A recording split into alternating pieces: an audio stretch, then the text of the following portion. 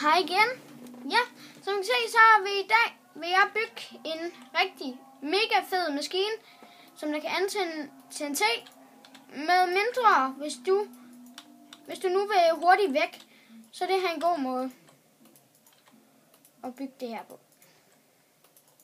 Jeg skal bare lige tælle, hvor langt det skal være. 1, 2, 3, 4, 5, 6, 7, 8, 9, 10. Sådan. Så det man starter med, det er at gøre sådan her. Ned for enden, der er der en blok. Der. Lav hul ned der. 2 ned der. Og 3 ned der. Sådan. Og så sætter du sådan en her. Og man kan også bygge den længere ned, hvis man har lyst. Det er bare for at komme i sikkerhed. Så sætter man her.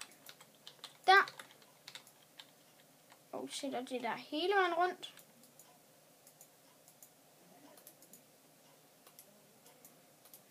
Så tror jeg, vi er ved at være der. Så, og vi sætter den her. Ja.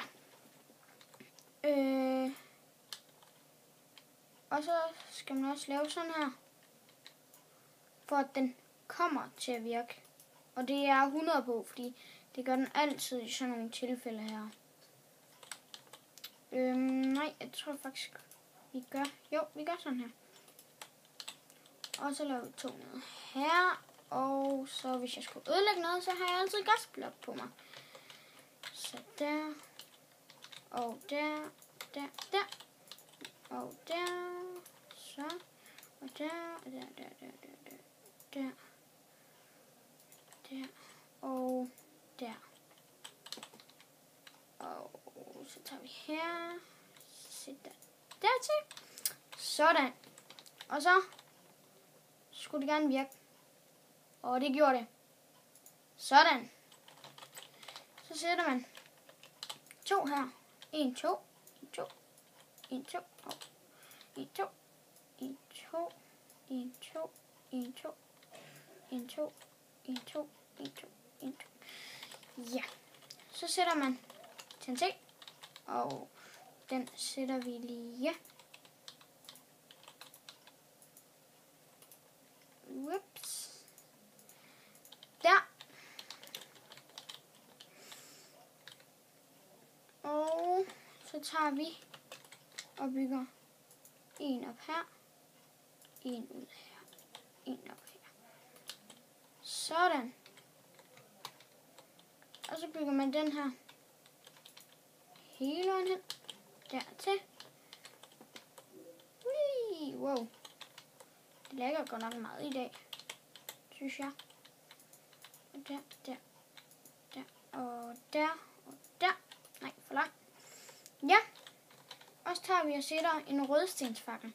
Den skal man sådan set bare sætte hele vejen ind, hvis man lader være med at smadre noget, som jeg gør.